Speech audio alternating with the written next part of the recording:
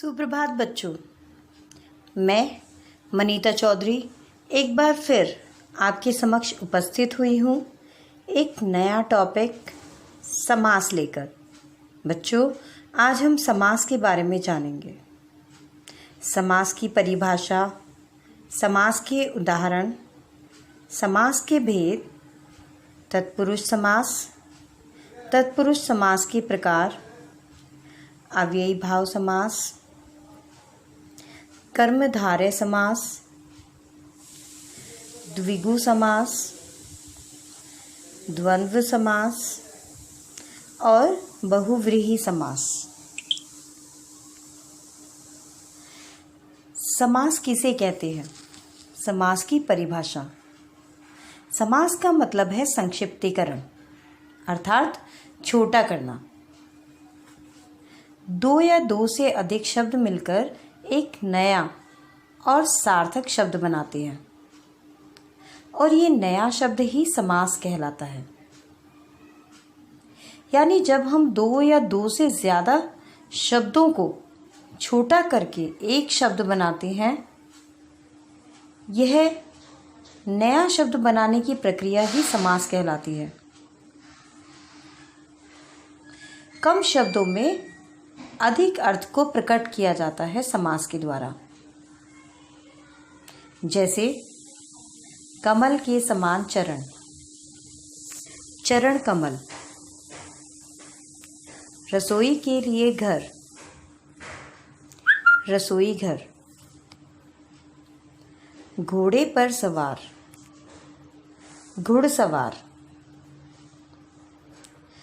देश का भक्त, देशभक्त। राजा का पुत्र, राजपुत्र आदि। यहाँ पर हमने देखा कि पहले वाले शब्द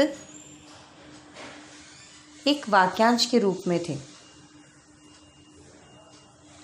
परंतु हमने समास की प्रक्रिया के द्वारा उनको संक्षिप्त करके एक नए शब्द का निर्माण किया। चरण कमल, रसोई घर, घुड़सवार, देशभक्त, राजपुत्र आदि हमने समास की प्रक्रिया के द्वारा नए शब्द बनाए। इन शब्दों को हम सामासिक पद या समस्त पद कहते हैं।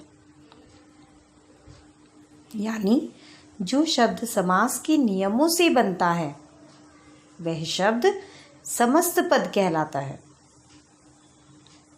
और प्रत्येक समस्त पद के दो पद होते हैं। समस्त पद में पहले पद को पूर्व पद और दूसरे या आखिरी पद को उत्तर पद कहते हैं। जैसे चरण कमल में चरण पूर्व पद और कमल उत्तर पद है। रसोई घर में रसोई पूर्व पद और घर उत्तर पद है। घुड़सवार में घोड़ा पूर्व पद और सवार उत्तर पद है। देशभक्त में देश पूर्व पद और भक्त उत्तर पद है। राजपुत्र में राज पूर्व पद और पुत्र उत्तर पद है। बच्चों, इस प्रकार समास में समस्त पद और समस्त पद के दो भाग होते हैं, पूर्व पद और उत्तर पद। इसके अतिरिक्त एक प्रक्रिया होती है समास विग्रह। समास विग्रह में हम समस्त पद को पहले वाली स्थिति में लेकर आते हैं। जैसे चरण कमल का यदि हमें समास विग्रह करना है तो हम क्या करेंगे, उसको पहले वाली स्थिति में ले आएंगे, कमल के समान चरण। रसोई घर का समास विग्रह करना है तो हम बोलेंगे रसोई के लिए घर। इसी प्रकार घुड़सवार का समास विग्रह है घोड़े पर सवार। देशभक्त का समास विग्रह है देश का भक्त। और राजपुत्र का समास विग्रह है राजा का पुत्र। यानी समास विग्रह की प्रक्रिया में हम समस्त पद को पुनः पहले वाली स्थिति में ले आते हैं। बच्चों, समास के 6 भेद होते हैं। तत्पुरुष समास, अव्ययी भाव समास, कर्मधारय समास, द्विगु समास, द्वंद्व समास, बहुव्रीहि समास। नंबर 1, तत्पुरुष समास। तत्पुरुष समास में उत्तर पद प्रधान होता है। उत्तर पद यानी बाद वाला पद प्रधान होता है और जो पहले वाला पद होता है पूर्व पद वह गौण होता है। अर्थात पूर्व पद की अपेक्षा उत्तर पद ज़्यादा महत्वपूर्ण होता है, ज़्यादा इम्पोर्टेंट होता है। वह तत्पुरुष समास कहलाता है। तत्पुरुष समास में विभक्ति चिन्हों का लोप होता है। विभक्ति चिन्हों का लोप होता है अर्थात विभक्ति के जो चिन्ह होते हैं वह छिप जाते हैं। लोप होना अर्थात छिप जाना। जैसे धर्म का ग्रंथ, धर्म ग्रंथ। यहाँ पर धर्म ग्रंथ समस्त पद बनाते समय का विभक्ति चिन्ह का लोप हो गया है। राजा का कुमार, राजकुमार। यहाँ पर राजा का कुमार का जब हमने समस्त पद बनाया तो का विभक्ति चिन्ह लोप हो गया। तुलसीदास कृत, तुलसीदास द्वारा कृत। यहाँ पर तुलसीदास कृत शब्द समस्त पद बनाते हुए द्वारा शब्द का लोप हो गया।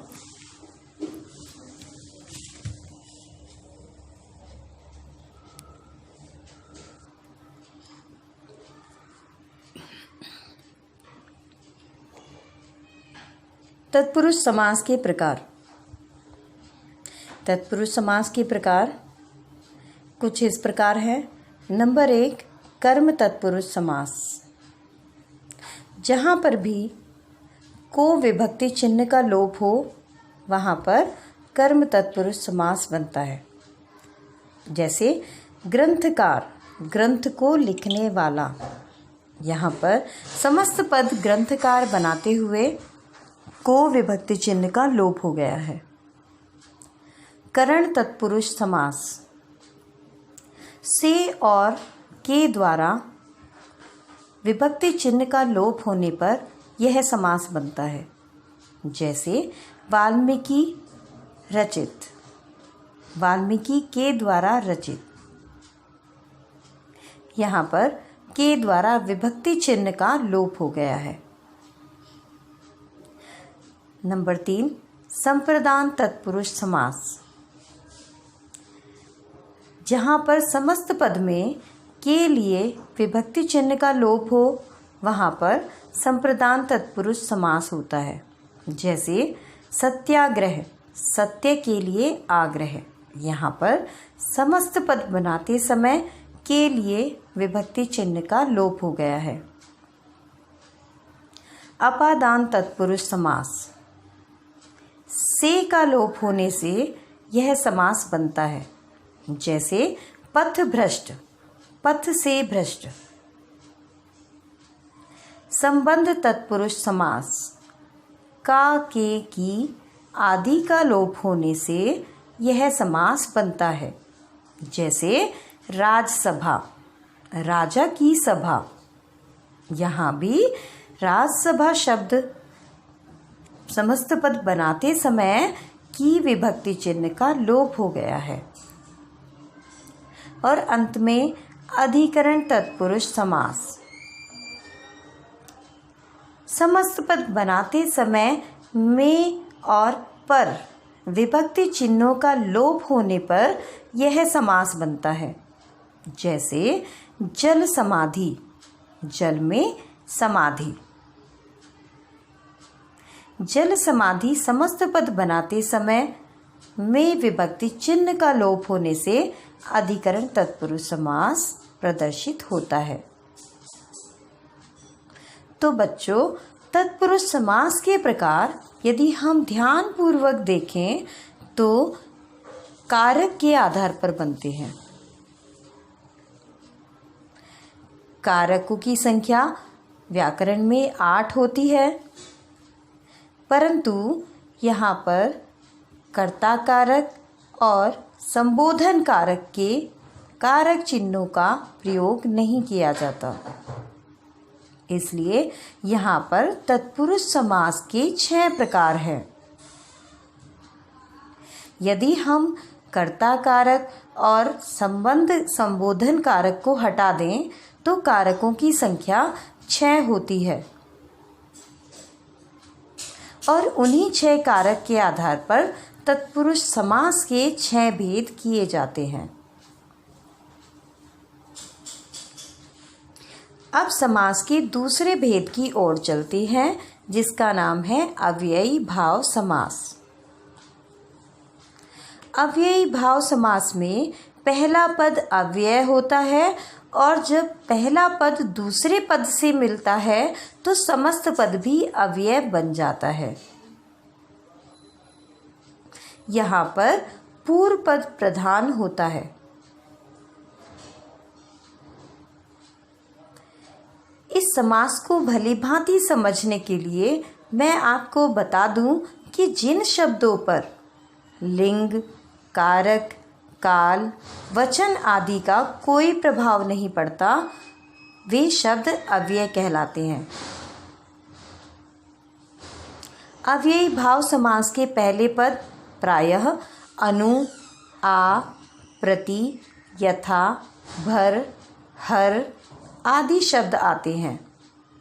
जैसे आजन्म, जन्म से लेकर, यथामति, मति के अनुसार, प्रतिदिन, दिन दिन, यथाशक्ति, शक्ति के अनुसार आदि। समास का तीसरा भेद है कर्मधारय समास। कर्मधारय समास में पहला पद विशेषण और दूसरा पद विशेष्य अथवा एक पद उपमान और दूसरा पद उपमेय होता है। कर्मधारय समास का विग्रह करने पर दोनों पदों के बीच में है जो या के समान आदि शब्द आते हैं। जैसे महादेव, महान है जो देव। दुरात्मा, बुरी है जो आत्मा। कर कमल, कमल के समान कर। नर सिंह, सिंह रूपी नर। चंद्रमुख, चंद्र के समान मुख आदि। समास का चौथा भेद होता है द्विगु समास। द्विगु समास में पहला पद संख्यावाचक विशेषण होता है और समस्त पद एक समूह का बोध कराता है। जैसे दोपहर, यहाँ पर 2 शब्द संख्यावाचक विशेषण है।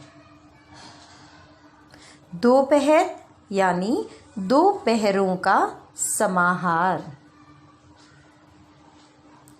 शताब्दी, यहाँ पर शत शब्द संख्यावाचक विशेषण है और आब्दी का अर्थ होता है साल, यानी 100 सालों का समूह।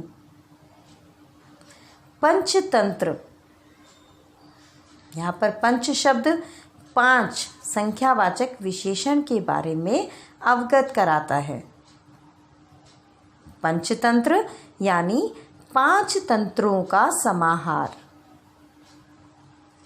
सप्ताह, सप्त एक संख्यावाचक विशेषण है जिसका अर्थ होता है 7। सप्ताह यानी 7 दिनों का समूह आदि। समास का 5वां भेद है द्वंद्व समास। द्वंद्व का अर्थ होता है मतभेद होना या झगड़ा होना। और बच्चों, हमारे मतभेद उन्हीं से होते हैं जिनके साथ हमारे विचार नहीं मिलते या जो विपरीत स्वभाव वाले होते हैं। द्वंद्व समास में या तो दोनों पद विपरीत होते हैं एक दूसरे के या फिर एक दूसरे के पूरक होते हैं। जिस समस्त पद में दोनों पद प्रधान हो, पूर्व पद और उत्तर पद, दोनों पद बराबर इम्पोर्टेंस रखते हो, बराबर महत्वपूर्ण हो और दोनों पदों को मिलाते समय और, अथवा, या, एवं आदि शब्द लुप्त हो जाए, वह समास द्वंद्व समास कहलाता है। जैसे अन्न जल, अन्न और जल। अपना पराया, अपना और पराया। राजा रंग, राजा और रंग। देश विदेश, देश और विदेश आदि। समास का 6ठा भेद है बहुव्रीहि समास।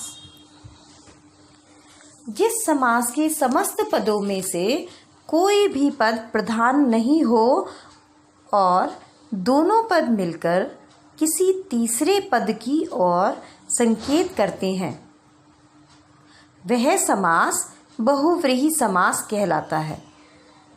जैसे गजानन, गज से आनंद वाला अर्थात गणेशी। त्रिलोचन, 3 आँखों वाला यानी शिव भगवान। दशानन, 10 हैं आनंद जिसके अर्थात रावण जिसके 10 मुख हैं। चतुर्भुज, 4 हैं भुजाएं जिसकी। और मुरलीधर, मुरली धारण करने वाला यानी कृष्ण भगवान आदि।